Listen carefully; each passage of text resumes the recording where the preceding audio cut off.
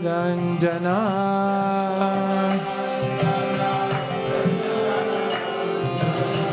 Yamuna Tiravanachari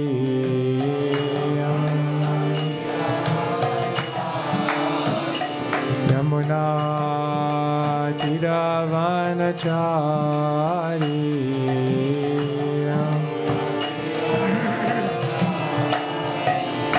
Jai Radha Madhava Kunja Bihari Gopi Jana Vallabha Giri Varadhari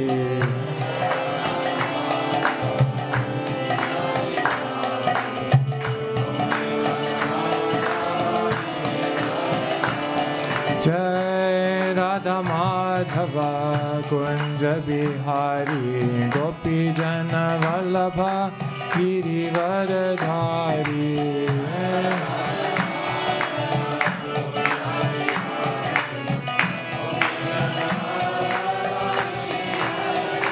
Yashoda Nandana Braja Jana Ranjana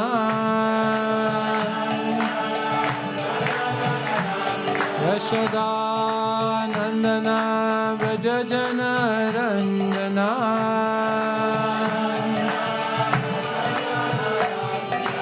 Yamuna Tiravanachari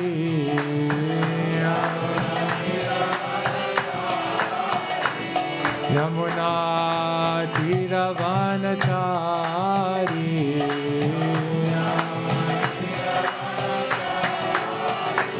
Hare Krishna Krishna Krishna Hare Hare Hare Rama Rama Rama Hare Hare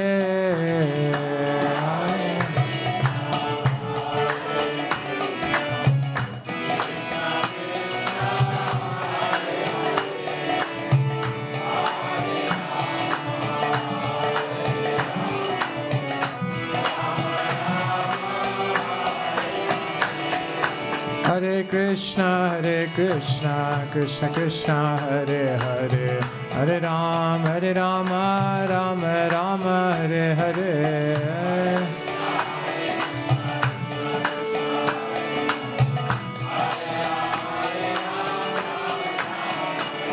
Hare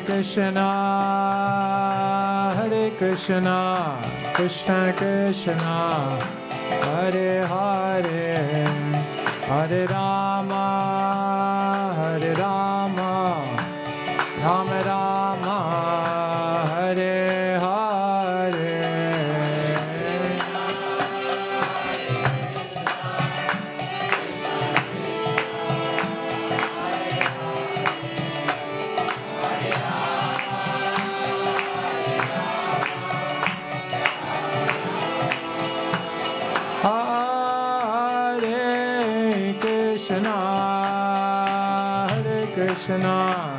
Krishna Krishna, Hare Hare, Hare Rama, Rama Rama, Hare Hare.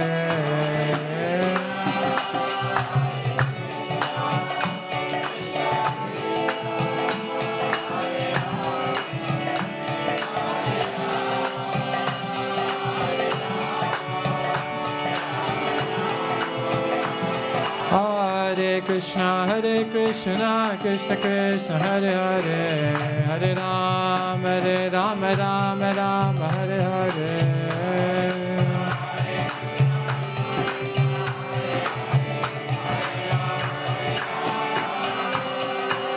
Hare Krishna, Krishna Krishna, Hare Hare, Hare Rama, Rama Hare Hare.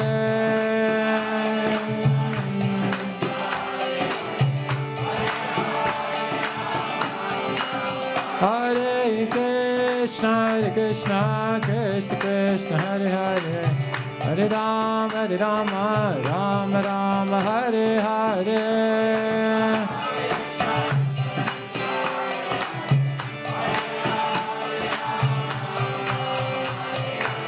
Hare Krishna, Krishna Krishna, Hare Hare, Hare Ram, Ram Ram, Hare Hare.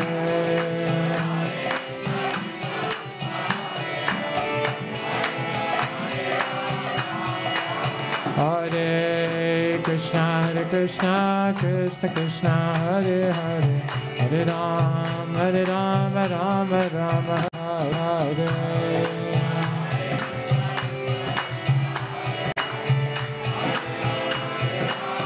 Nitai Gaura Hari Bol, Hari Bol, Hari Bol, Gaura Hari Bol.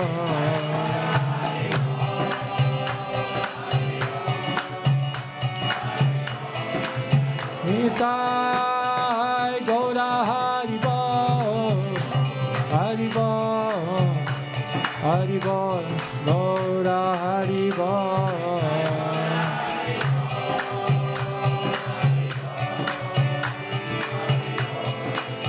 Jaya Jaya Prabhupada, Prabhupada, Prabhupada, Jaya Prabhupada.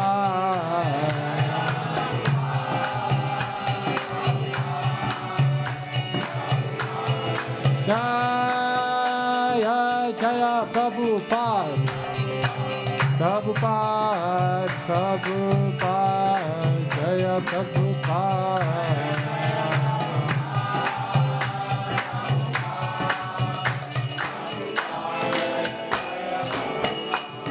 Jai Gaur Premanande. Om Jnanatimirandasya Jnananjana Shalakaya Chakshurun Militam Yena Tasmai Shri Gurave Namaha.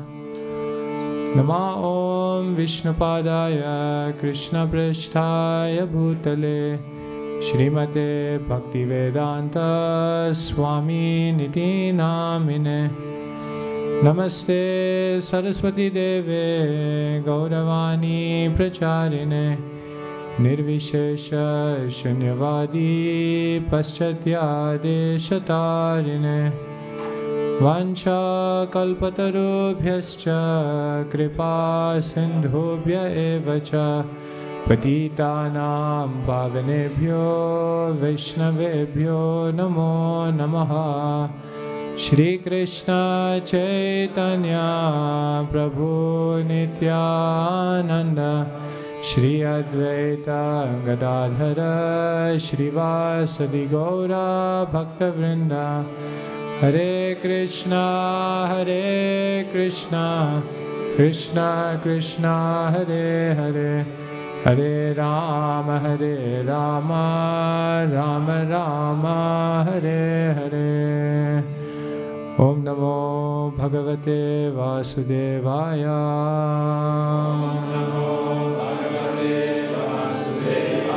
Om Namo Bhagavate Vasudevaya.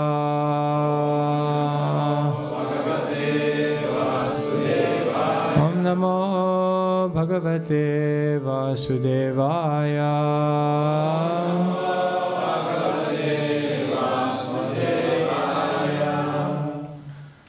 Hare Krishna.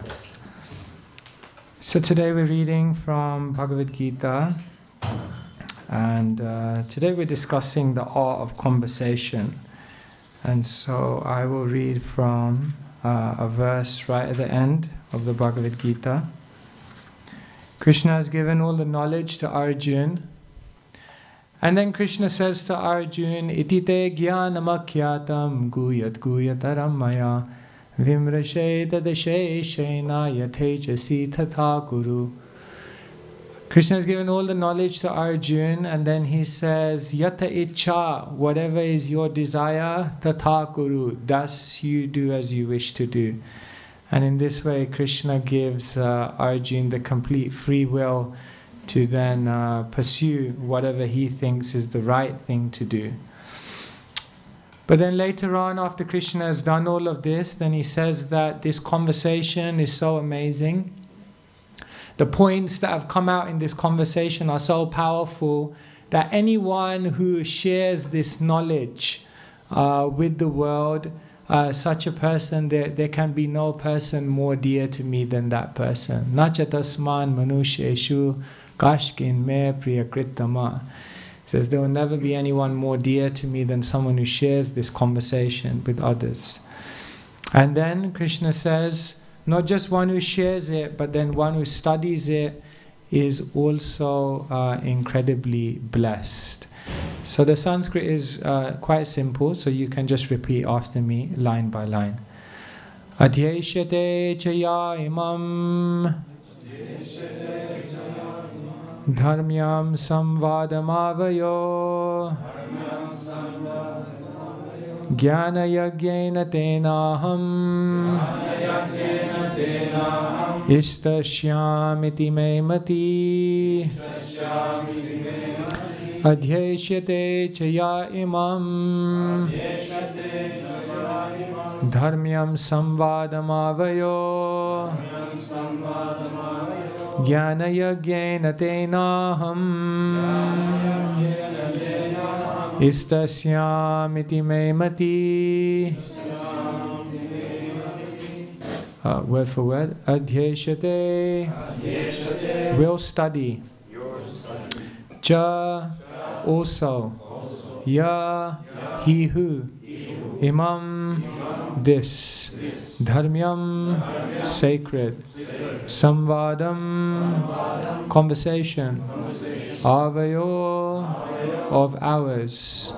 Jnana, of knowledge. Yagyena, by the sacrifice. Tena, by him. Aham, I. Ishta, worshipped.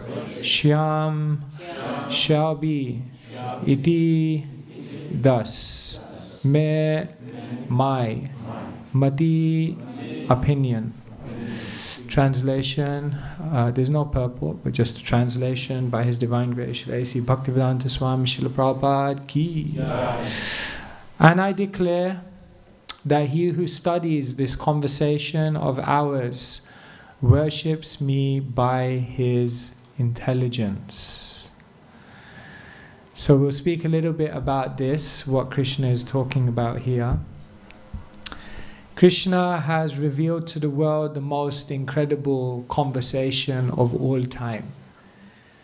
Actually, if you look at all the scriptures of the Vedic tradition, then practically all of them are in the form of conversations, isn't it? If you look at Srimad Bhagavatam, it is just a conversation after a conversation after a conversation. Sometimes in Srimad Bhagavatam you'll find it's a conversation, quoting a conversation, quoting a conversation. At one point in the 7th canto of the Srimad Bhagavatam, you're hearing 5 conversations simultaneously. The top level conversation is between Sutta and the sages. They are quoting a conversation between Sukadeva and Parikshit. Sukadeva and Parikshit then go on to quote Narad Muni. Narad Muni is quoting Hiranyakashipu. Hiranyakashipu is quoting Yamaraj, and Yamaraj is quoting a Kulinga bird. It's funny that the bird is the final. Even the bird has wisdom, you know. It's amazing. At that point in the 7th canto, there are five or six conversations going on, one inside the other. That's amazing. Everything, so many things in Vedic knowledge are learned through conversations. When I was coming to Krishna consciousness, I was 15, and the first book I got was Bhagavad Gita. And when I read Bhagavad Gita, I found it very difficult to understand. So, you know, like generally when you find Gita difficult to understand, then the devotees, they give you like the small books, or like Perfect Questions, Perfection of Yoga, or a simple book. Somehow the devotee who was cultivating me at that time, they had just brought the entire set of Prabhupada conversations. Have you seen those books? Prabhupada Room Conversations. There's like 30 volumes or something. So, yeah, something like that, 34 volumes. So, you know, like most people, their first book was like Perfect Questions, or, you know, Rajavidya, Basically the first books I began reading were Prabhupada's conversations. And you know what? I read all the volumes. I read all the volumes. I just found the conversations fascinating. It's like, wow, these are just so amazing. Questions and answers. Everything we're thinking about comes out in the conversation. So if you look at Shastra, it's always generally in the form of conversation. Even if you look at Chaitanya Charitamrita, if you look at all Vedic knowledge, is subdivided into three categories: Sambandha Gyan, Abhidaya Gyan, and Prayojana Gyan. Sambandha means the basic foundational knowledge of relationship. Then Abhidaya means how you practice spiritual life. And Prayojana means what is the ultimate goal, the essence. So if you look at Chaitanya Charitamrita, there are conversations which are just establishing Sambandha Gyan. Can you think of a conversation in Chaitanya Charitamrita which establishes Sambandha Gyan, the truths of life, the truth of the jiva, the truth of God, the truth of the material world? Yes, we can say Sanatan Goswami. Also, for example, when Mahaprabhu is speaking to Prakashananda Saraswati, or when Mahaprabhu is speaking to Sarvabhaum Bhattacharya, then he is basically establishing Sambandha Gyan. Sambandha Gyan means Tattva Traya, three truths. In Sambandha Gyan, you have to understand three truths. What are the three truths? Who is the Jiva? Who is the Ishvara? And what is this Jagat? What is this world? If you understand these three things in their right perspective, you understood Sambandha Gyan and the relationship between them. Some of Mahaprabhu's discussions are about Abhidaya, how to practice spiritual life. For example, Mahaprabhu for 10 days has a conversation with who? Rupa Goswami at Dashashvamedha Ghat, Prayag, Allahabad, where Kumbh Mela takes place.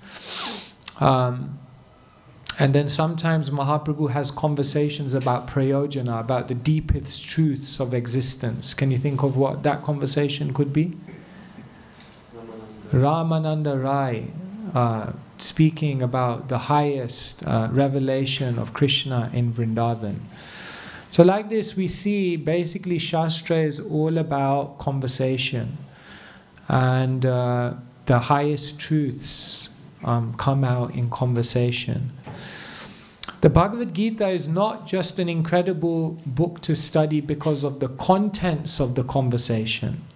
That we all know, because we always study the contents of the conversation. But what I'm going to try and share with you today is not just why the contents of the conversation of the Gita are amazing, but the way in which this conversation was conducted is also amazing. You know, nowadays people don't know how to have a proper conversation with each other. Have you noticed? Once I was walking down the road and I was at a coffee shop and there were 4 friends and they were all around the table having a coffee, and they were all on their mobile phone. They were all sitting opposite each other and they were all on their mobile phone. I came back 1 hour later and they were all in the same position, still on their phones. And I thought, people just don't speak. People don't know how to have a proper conversation nowadays. Put your hands up if there's someone you can think of right now who you try to avoid having a conversation with. Hopefully it's not one in this temple. Isn't it? You can probably think of someone like that. Like, I don't want to get into a conversation with this person. Sometimes conversations are awkward. Sometimes conversations tend to drain your energy. Sometimes conversations can just end up being very boring. But then, can you think of a conversation you've had with someone that's been inspiring? Can you think of a conversation with someone that's given you enthusiasm for spiritual life? Can you think of someone who in your mind, if you could bring them now and have a conversation with, who would be that person? If I asked you, what is it about this person, or what is it about those conversations that were so inspiring, that made them inspiring? What would you say? Any ideas? What makes a conversation inspiring? Respectful. Respectful? Okay. You respect them, they respect you. Yeah. Listening. They're listening to you. Yeah, it's a little difficult to have a conversation if someone's not listening. It becomes a bit dry after a while. Yes. Interesting. So yeah, it must be interesting. There's some good subject to talk about, some interesting content. It's not just like, okay, how is the weather, and how are you, and okay, yeah. Something else? A certain mood comes through. What is behind the words? A certain state of consciousness, it rubs off. Yeah, you're picking up on some deeper feelings that someone has. It's not just, okay, what they're saying, but what their deeper emotions are also touching your heart as well. And it goes beyond just the information of the conversation. Yes, that's very true. Anything else? What makes a conversation interesting? Yeah, I was thinking about this point of the phone. Just mentioned, sometimes you have conversations, but then I'm using my phone in between. Attention. The absorption, I think. Yeah. Somebody really just takes time to listen and speak to you without any other thing going on. That's always a very nice conversation. Yeah, giving you attention, definitely. I'm sharing this with you because having conversations with people is probably the number one human skill that you need to know. It's something you're going to do every single day. It's something you're going to do with people out there. It's something you're going to do with people you're sharing Krishna consciousness with. It's something you're going to do with devotees who you are surrounded by. And if we learn the art of how to actually have a good conversation, then we can become very, very wise very, very quickly. Here, the Sanskrit word for conversation, did anyone pick it up? Samvadam. Jiva Goswami in the Priti Sandarbha, he explains that there are 3 types of discussion or 3 types of conversation. Some of you may be familiar with this. The lowest type of conversation is conversation in the mode of ignorance. Anyone know what that's called in Sanskrit? It begins with V. Vitanda.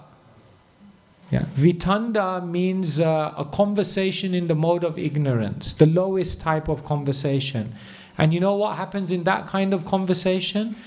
One person is trying to deflate, depress, destroy, defeat the other party.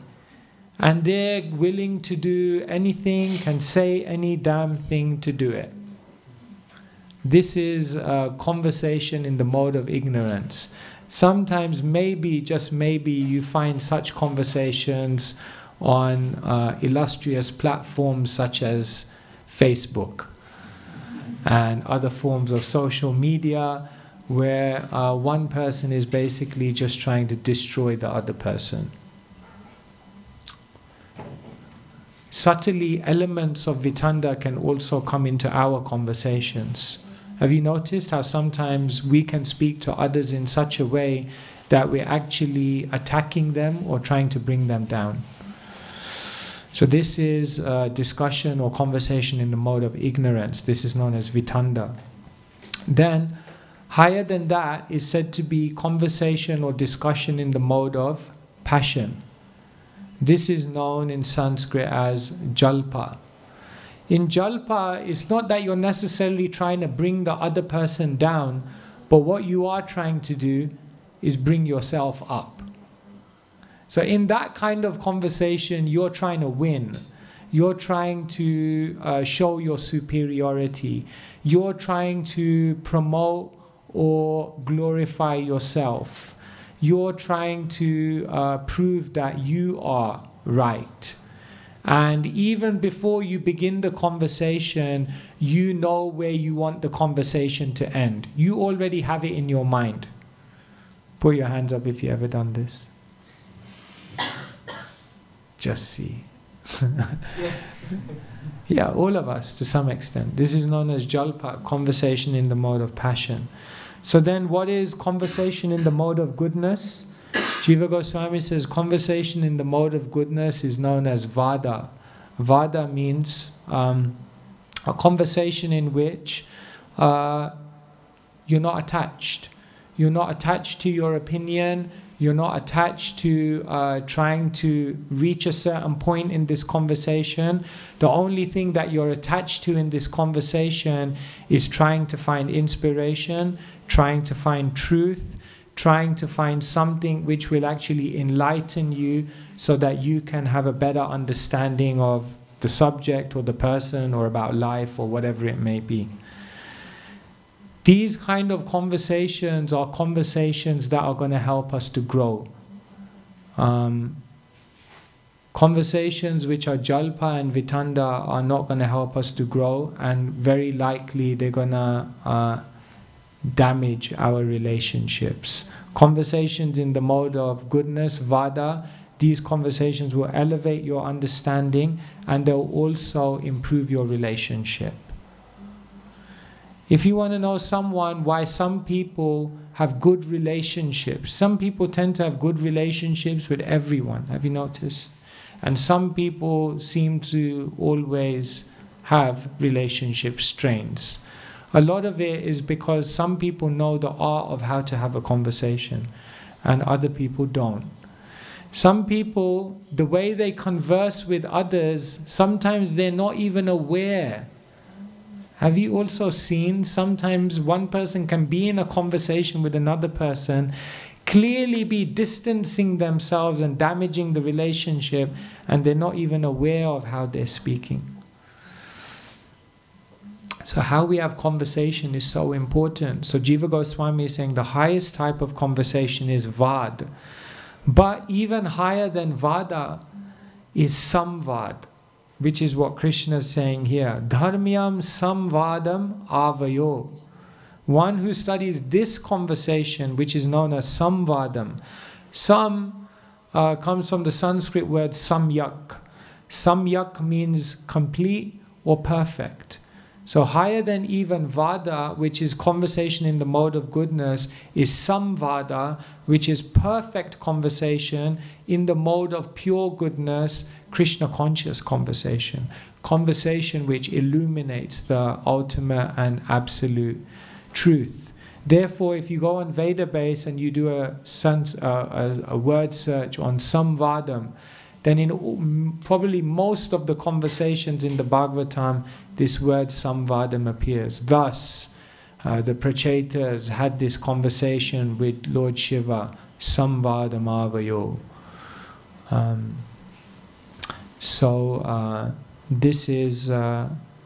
This is what we're trying to aim for, samvadam. So what lessons can we take from the Bhagavad Gita in terms of how to have a good conversation with others? Well, the first lesson already, Damodar Prasad said, the first lesson in having a good conversation is you have to be attentive. Now look in this conversation, what happens? Arjuna and Krishna on a battlefield. Could there be any more distracting place than a battlefield? Not just that, it's the battlefield at the time when the battle is about to start.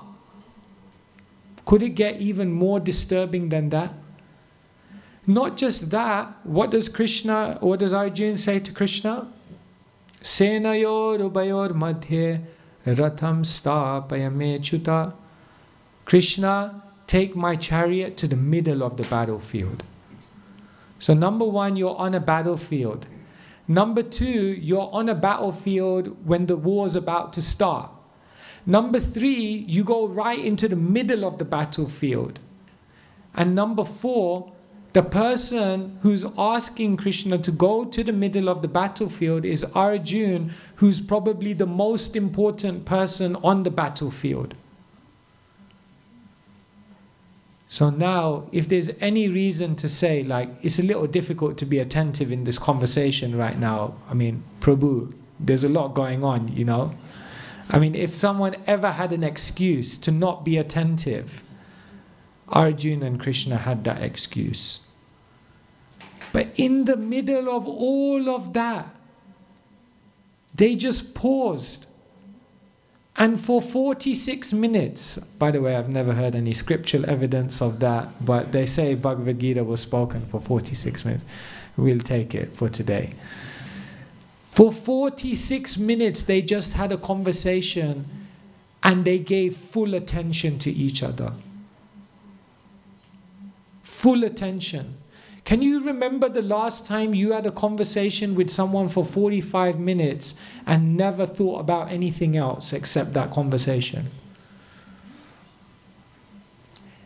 According to how much attention you give in a conversation, that is going to determine how much you're actually going to get out of that conversation. They say attention is the most purest and rarest type of gift you can give to someone else. Because what happens in a conversation is when you show that you're attentive to what that person's saying, that person psychologically feels, I better say something substantial because this person's actually listening. Right? Like when you're a speaker on a Vyasasana and everyone's super attentive in the audience, then you think, oh my God, I better actually say something. Like, then you really, like, the best comes out of you. So if it's a terrible class, it's you guys' fault. Right? But it's like that. When the person listening is incredibly attentive. Therefore, in the Bhagavad Mahatmya, it said that there's 4 types of listener. And one of the types of listener is known as, or is compared to a fish. Because have you seen a fish? A fish always has its eyes open. It never blinks, even when it's underwater. It has its eyes open, like completely attentive.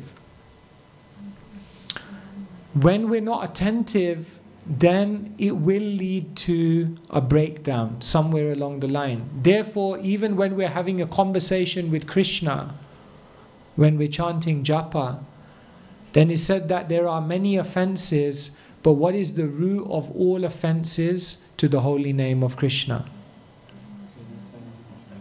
Inattentiveness.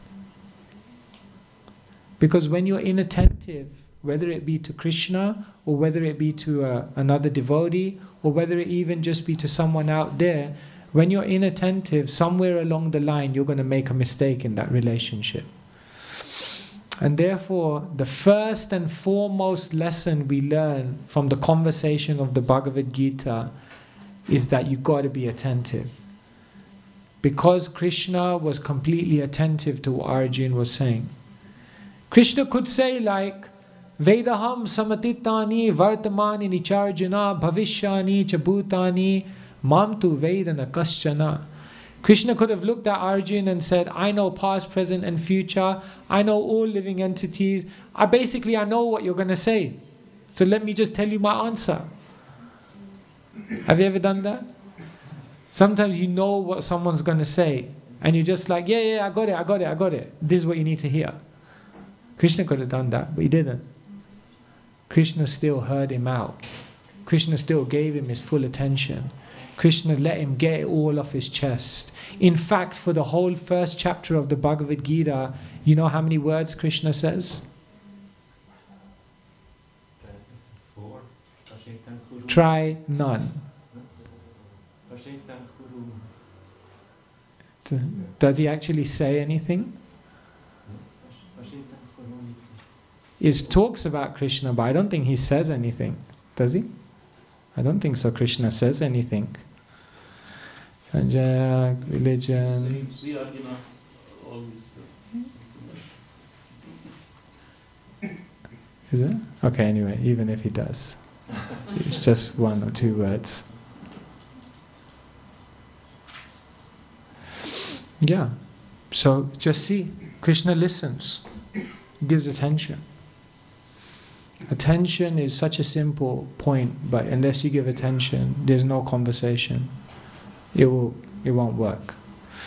Second thing that you learn from the conversation of the Bhagavad Gita is openness.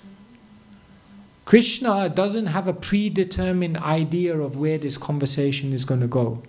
Have you ever done that? You go into a conversation and you're like, okay, these are the 5 points I have to establish, and we should wrap it up within about 13 minutes. I know where I want to take this conversation. Have you gone into a conversation saying, I know where I want to take this conversation?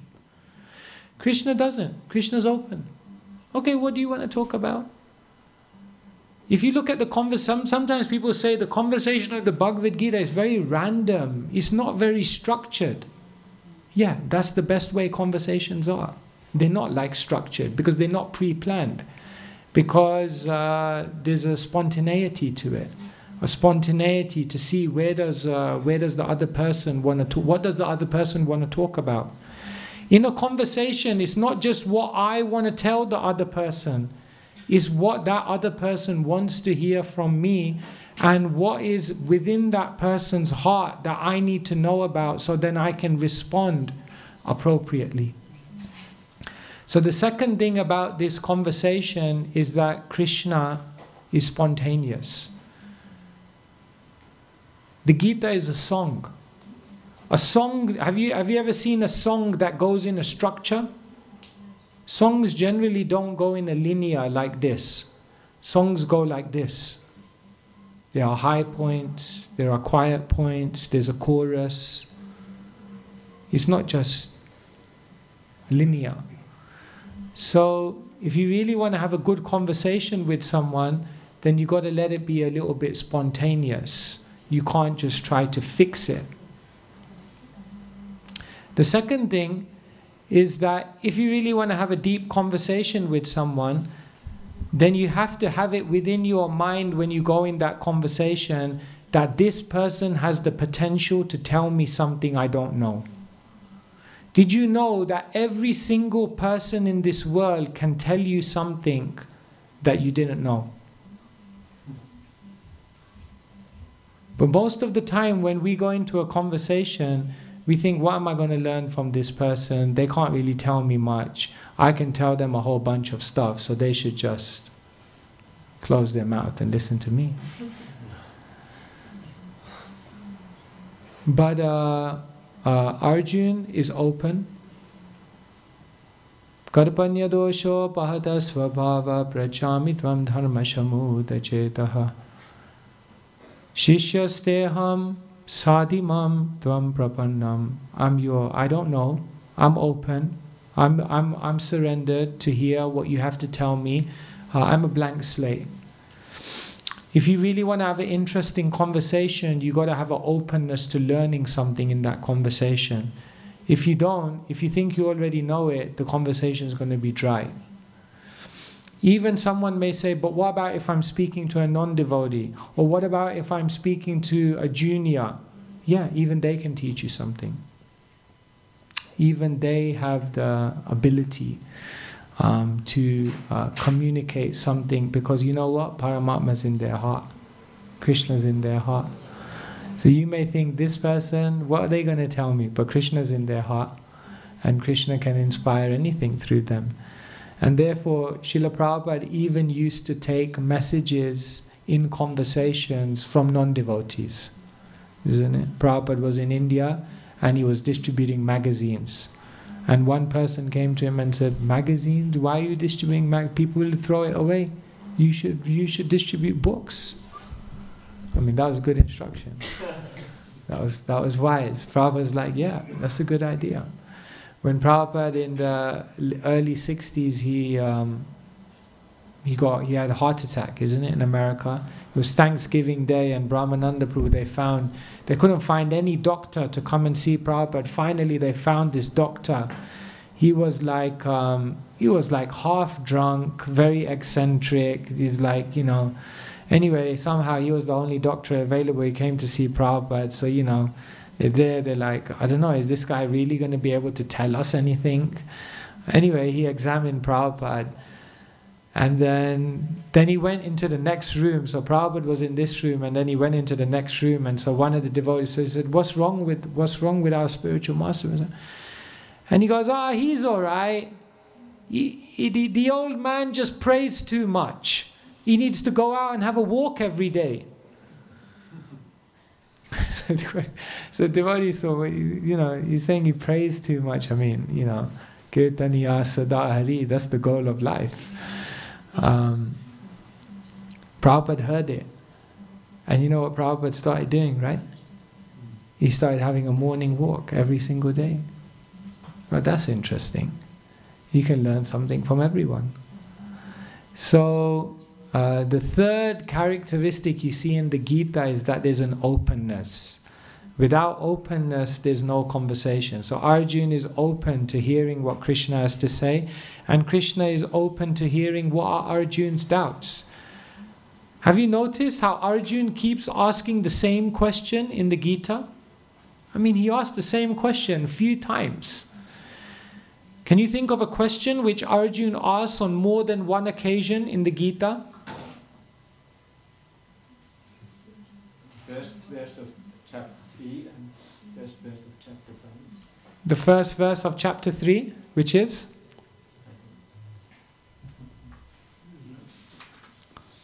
Arjuna asks, basically Arjuna is in simplified form saying, should I work?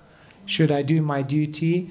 Or should I leave everything and go, should I renounce? That question comes up multiple times, isn't it? Arjuna asks also multiple times, he asks different things about the mind, multiple times. Arjuna also asks multiple times characteristics of a self-realized soul. Multiple times he asks that. So, but that's okay. Krishna is totally fine with that. He's not like, come on man, I will give you the answer. What's wrong with you? Krishna's open. Okay, you still don't understand? Okay, I explain to you again, no problem. No problem, open. So, if you want to have a good conversation, first thing is attentiveness. Second thing is spontaneity. Let it be spontaneous. Third thing is be open. Otherwise there's no dialogue. Fourth thing is honesty. Superficial conversations in which you're not really honest are the most boring conversations. But you know what happens in a conversation when you're actually real, when you actually express what's really in your heart, obviously in a nice way. But when you're honest, then a conversation becomes interesting. Without honesty, every conversation will become dry, because another person will feel that superficiality. So Arjuna is honest. He doesn't get it. So he just tells Krishna, I don't get it. And he's not afraid to keep surfacing his doubts again and again and again. So if you really want to have a deep conversation, talk about deep things. Talk about what's actually deep within your heart. Don't just talk about what you think the person wants to hear, or what you think, how you think you should be perceived by them. Actually talk about what's really going on in your heart. Then you have a deeper conversation with someone. And I guess one of the final characteristics also of this conversation is that Krishna is the Supreme Personality of Godhead. He knows everything. He is the most wise personality. From him all knowledge comes. Everything in knowledge is meant to ultimately come back to him, to know him. But what does Krishna keep saying in the Bhagavad Gita? Iti me mati. Iti me mati. Iti me mati. What does that mean? This is my opinion. this is just my opinion. It was like, okay, you're Krishna, you're the Supreme Personality of Godhead, you know everything. But Krishna is so humble. Krishna is not like, and this is the gospel truth which has been transported to you from another plane of reality which you now must accept. It's just my opinion. Do what you want to do. That's interesting, because in a conversation, when we start speaking to someone, we somehow expect that because I've expended my energy speaking to you, because I've spent all of this time with you, then you should respect me as an authority. Conversations are not a platform to establish your authority or your superiority over someone. No, you just share open-heartedly in a humble way, and see what someone wants to accept. So that's very interesting. Arjun, Krishna, is very humble. Krishna just says, it's my opinion. Do what he never forces in a conversation Arjun to do anything. So now do you see how this Krishna says, Dharmyam samvadamavayo. If you study this conversation, you will become enlightened. Not just because the contents of this conversation are so amazing, but when you look at how this conversation was conducted, then you'll become very wise to understand how to actually have a proper conversation with someone else. If we learn as devotees how to actually have proper conversations amongst ourselves, Krishna will manifest in those conversations. That's amazing, isn't it? In the Puranas, Krishna says, Vishnu says, Naham tistami vaikunthe yoginam hridayeshu va yatra gayanti mad bhakta tatra tistami narada. The Lord says, Naham tistami, I'm not just in Vaikuntha. Yoginam hridayeshu, I'm not just in the hearts of the yogis. Yatra gayanti mad bhakta, where my devotees are coming together, discussing, exchanging about my glories, conversing, discussing katha. Tatra tistami narada, I immediately come to that place. So Krishna can manifest himself in any conversation, providing that conversation is conducted in the right way. And so learning the art of conversation is also an extremely important part of spiritual life. Hare Krishna, Krishna Krishna, Hare Hare, Hare Rama, Rama Rama, Hare Hare. Okay, so it's 8 o'clock. Maybe I'll stop there and see whether anyone has any question or comment or reflection. Then we can have a little bit of conversation. Yes, bro. Hare Krishna, thank you for the interesting class. The question I have is, in the beginning when you spoke about conversation in different modes, and how basically in Tamagun you try to put someone down, in Rajagun you try to promote yourself, and in Satogun you're basically very open. And you spoke how Krishna, even though he's Bhagavan, he's so open. How the aspect of being dominant in a conversation, you spoke about it, that sometimes we see how we go into a conversation in a very dominant way. We want to go in a certain direction, we want to achieve a certain goal and bring the person to something. And it seems there is space for that, and also maybe it has to do with what's the relationship between two individuals. So then we see sometimes it is actually applied to be, that somebody is dominant, I guess when you read Prabhupada's conversations, many times you see how dominant he was. And he wouldn't just be open, but he would want to make a point to the other person. And then sometimes it's very nice that a person becomes dominant and then it helps. But then sometimes it's just not right and it becomes a big conflict, and like you also said, it destroys relationships. So could you speak about this? When does dominance in a conversation have its rightful place? Yeah, good question, thank you. Yeah, dominance also, we have to understand in every conversation we're also playing different roles. So say for example you're playing the role of an authority, you're playing the role of a teacher, then naturally a sense of maybe not dominance is not exactly the right word, but maybe being more authoritative is definitely a flavor in that. So that's definitely there. In every conversation we should understand what is the role I'm playing.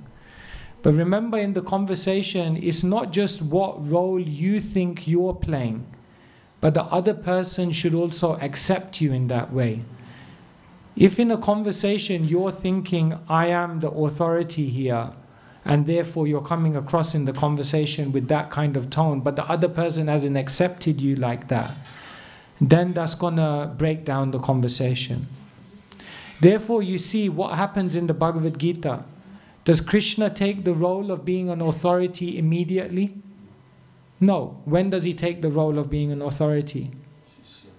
When Arjuna says, I want you to be my author. Otherwise, before that, Krishna is saying, why do you need a guru? We're friends. But no, Arjuna says, no, I want you to be my guru. Okay, then I'll take that role. So in a conversation, you have to understand, what role do I think I'm playing? But more importantly, or just as importantly, what role does the other person think I'm playing? Another thing is that in a conversation, generally it will never always be authoritative. If you look in the beginning, Krishna with Arjuna is like friends. Then Arjuna surrenders, so then Krishna becomes like an authority. But then what does Krishna do at the end of the conversation? Again, he becomes a friend. And he says, do what you want to do. It's up to you now. When Chanakya, he talks about bringing up a child, then what does he say? In the beginning, you give a lot of love. Then later on, you give discipline. 0 to 5, you give love. 5 to 10, you give discipline, instruction. 10 to 15, you give friendship. And then you give independence. So but you say, but the parent is the authority. Yeah, but even in a parent's relationship, you also give independence. You see, so in any conversation, there will be an element of dominance. There will be an element of being authoritative, but not just that. There will also be other flavors often as well. So sometimes Prabhupada was very dominant and very authoritative. But then other times he played different roles as well. Like when he came to the racing driver, Graham Hill, came to the manor to see Srila Prabhupada.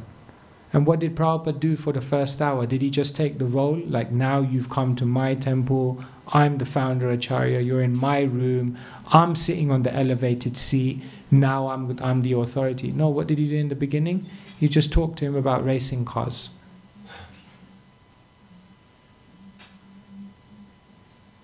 And then finally said, oh, it's very dangerous. Yes, Swamiji, some people die. Oh, death, what happens at death? And then boom, then he was in.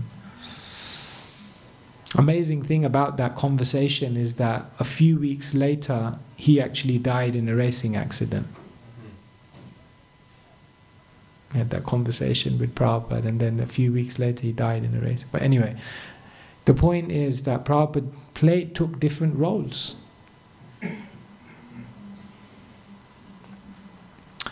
So yeah, conversation is not one-dimensional, it has different flavors.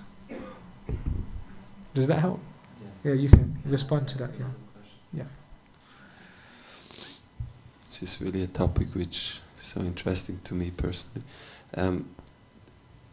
So another question on top of that is, when you have, let's take a very practical example, we serve in this mission and often we are among equals. And serving Krishna is very personal, you know, he's a person, we try to understand what he likes, what he doesn't like, and then if we are among equals, sometimes there is things happen which we might not agree, and then how do we communicate this? Then sometimes there's a need to be a little bit more authoritative, even though we are equals, but if I want to make my point, not for myself, hopefully, but for something higher, how should it be done, and how can we cultivate a culture of us being open, that even though we are equals, but sometimes somebody maybe temporarily takes a role of being authoritative, not being the authority, but to making a point. And I'm just I mean, I gave these 5 points, and it's not now that in every single interaction or conversation these 5 things must be there, like openness, spontaneity, you know, like, yeah, sometimes you just need to go to someone and say, Prabhu, the temple room floor wasn't cleaned properly. Right? It's not like, okay, like, let's figure out how to be open in this conversation, right? But what it does mean is that in your general relationship and conversations with that person, there should also be time for that person to express, time for that person, because then there's human relationship. So when we're talking about these principles, we're saying that generally if you have a relationship with someone, if you're really going to have a relationship with someone, then these 5 things must be incorporated in your interactions with them. And then sometimes with that person, it may just be a conversation in which it's just one direction, very unidirectional, dominant, this is what needs to be said. That's fine. But if every single conversation with that person is like that, soon there ain't going to be any more conversation. Because it's going to break down, because there's no relationship. So there must be also an opportunity, a time. Say, for example, as an authority in the heat of the moment, you have to just say something to someone to just get it done. What I try to do is that later on, go back to that person and then try to have some discussion around it where you can understand them better and they can understand. In the moment, you have to do what you have to do. But there must be other things to then build that relationship. That's why most relationships are stale, even many within our own movement, because these things are not incorporated. It's just it has one tone, and therefore it feels just very mechanical, very dry, very monotone. And generally those kind of relationships don't last. Does that help? Anyone else like to... yeah.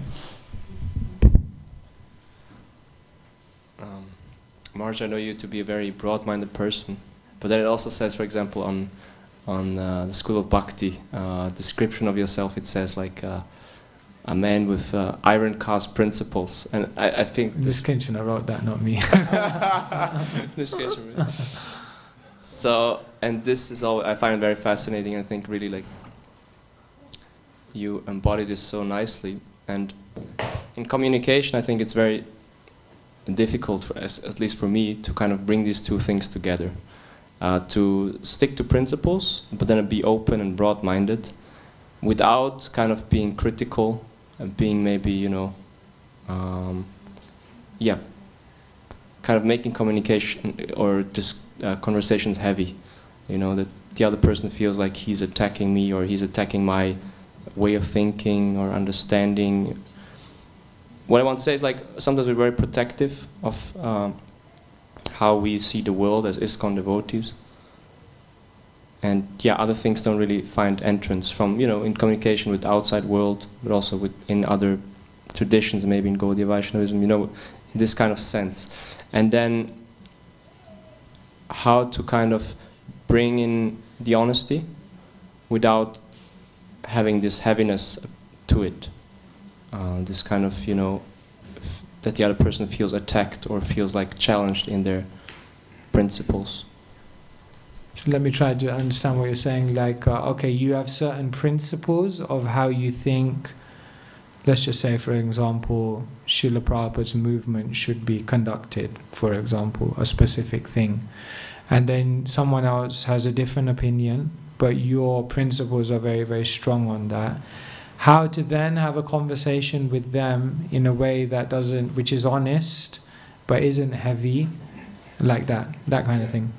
Like, also being open about problems and maybe flaws that there are in the movement, without making it like negative and critical.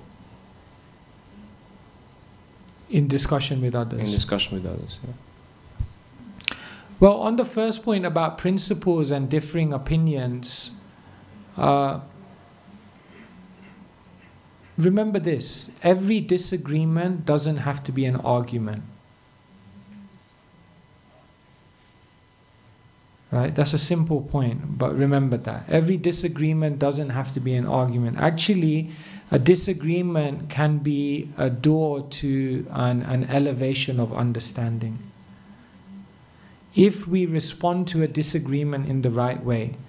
The first thing we need to do, you see, when we disagree with each other, our default tendency is to become defensive, and we think it's an attack on us. But rather, we can go into a disagreement and say like, wow, that's interesting. Someone has a different opinion to me. Why do they have that opinion? Why do they believe that? Nowadays I do that. I actually go and specifically talk to the people I know I disagree with. And I try to find out why they disagree. And you know what? 80% of the time, I'm still convinced about my own opinion. But I can tell you practically 100% of the time, I walk away from that conversation with more respect for them, even though I don't agree with them. Because I know, at least now I know why they think what they think. Remember, if you know why someone thinks what they think, even though you may not believe in what they think, because you know why they think what they think, you still will have, a lot of the time, be able to have respect for them. That's what Prabhupada meant by embracing unity and diversity within our movement. That practically in this movement, Devamita Maharaj once said, the Hare Krishna movement is an ocean of opinions. When you join this movement, that's just the first step. Then when you join this movement, you have to decide which movement within this movement you're going to join. Is it the book distribution movement? Is it the Vrindavan Kirtan movement? Is it the bridge preaching movement? Is it the academic conquering movement? Which one is it? So many flavors in the Krishna consciousness movement. So I think the first thing is that there's a way to deal with diversity. There's a way to deal with differences. It's beautiful. Like one day I can listen to, we spoke about this before, one day I can listen to someone like His Holiness Gaur Govinda Maharaj. And the next day you could listen to someone like His Holiness Hridayananda Maharaj. And they're both uplifting in their own individual ways, because that's the beauty of individuality. Every Vaishnav carries a bhav. Every Vaishnav carries their own jewels of insight. So try to see that every disagreement doesn't have to be an argument. And in terms of being open, yeah, we have to be open. We have to be open about where the movement's going wrong, where we have challenges. But we have to be able to have those conversations with people who we have relationship with people who are mature to have such discussions. And if we do it with the right people, in the right way, in the correct forum, those kind of conversations are very important. Because if we don't have those conversations, then they remain as doubts within us, which is can be unhelpful. I don't know, I said some things there. I don't know if that addresses. So it's like one has to kind of learn the art of how to discuss these things, right? Like Yeah, it's an art. One has to be very mature, actually. That's Very mature. Because it means... they say don't listen to reply, listen to understand. So that's a subtle point, because oftentimes we're only thinking about how to establish our opinion. We're never thinking about how to edify our opinion or nurture our opinion. We start from the point that my opinion's right, and how am I now going to express this to the world? Whereas, yeah. So it's fascinating, yeah. One day we can do a seminar on this, understanding Prabhupada's different statements. Because you know, people have, in the Hare Krishna movement, we have snowball fights. You know that one? Like, and Prabhupada said, no, and Prabhupada said this. And then you have all these quotes flying around. And there is an art, this is known as hermeneutics, like how you understand the statements of the scripture or the statements of the saintly person, which sometimes seem to be conflicting, and how you harmonize that to come to some understanding. So that's a great art, how to do that. Anyway, one day we can do that. We finish there? It's 8:20. Unless there are any final questions anyone would like to ask. Yeah. Can you explain the name of your meaning of your name? Oh, the meaning of my name. Yeah, Svayam, Bhagavan, Keshava. So Svayam means the original. Bhagavan means the Supreme Lord who possesses all the opulences. So Swayam Bhagavan means the original personality of Godhead. This term appears many places in Shastra, but the most famous place it appears is in what we call Paribhasa Sutra of the Srimad Bhagavatam. So every scripture has a verse which is considered to be the emperor verse, which guides the whole knowledge of that book. So the emperor verse for Srimad Bhagavatam says, Ete chamsha kala pumsha Krishna's tu Bhagavan Svayam. The whole Bhagavatam is meant to establish that the original personality of Godhead is Krishna. So Svayam Bhagavan means the original personality of Godhead, and Keshava is a name of Krishna. It means different things. Keshava means, one meaning is Krishna who killed the Keshi demon. So if you go to Vrindavan today, there's a beautiful place, it's called Keshi Ghat.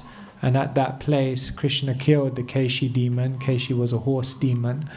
So when Krishna killed Keshi, he became known as Keshava.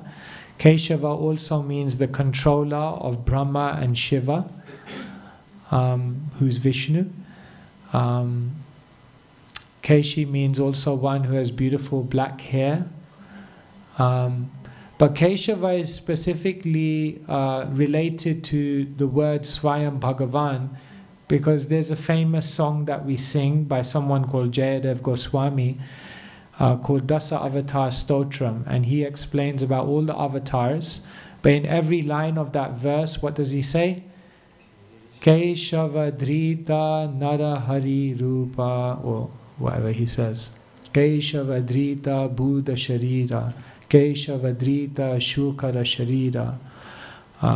In other words, he's talking about all the different avatars, but what he's saying is that Krishna, or Keshava, is the source of all of those incarnations. So Svayam Bhagavan Keshava literally means Krishna, who's the original personality of Godhead, from whom all other incarnations of the Supreme Person come. Like that. And Swami means one who's learned to control their mind and senses. Trying. Mercy.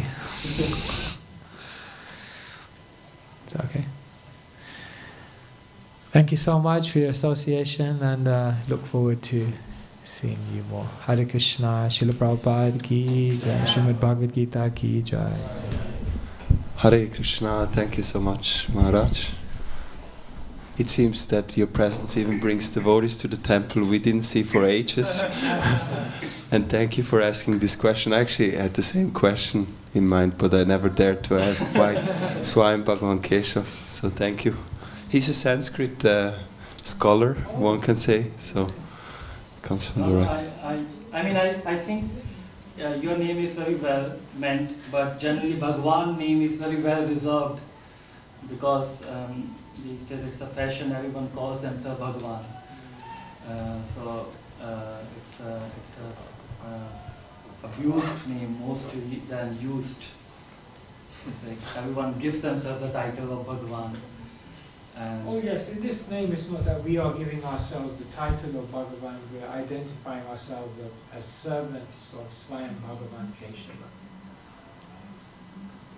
So the personality who has, the Swami who has controlled his mind and senses and dedicated his life to trying to establish Swayam Bhagavan Keshava as the Supreme Lord. So, yeah, by no means. But this you know. I think yes, but yeah, it's going to be a beautiful journey for you. Thank you. Hare Krishna. So thank you, Maharaj, for enlightening us, and information to all of you. Tomorrow we're going to have another class in the morning, 7:45, our regular Bhagavatam class. And then in the evening, between the morning class and the evening program, His Holiness Satchinandana Swami will arrive. And then in the evening we're going to have a program with both of you. And Maharaj, he actually chose to speak about Leela Katha. So he's going to speak, I guess, about Krishna Leela and also do Kirtan. And when he got to know that Swami Bhagavan Keshava Maharaj is going to be here, he felt very happy, and he also invited Maharaj to join the program. And yeah, please come if you can. And then tomorrow we'll inform you about the program on Saturday. Hare Krishna.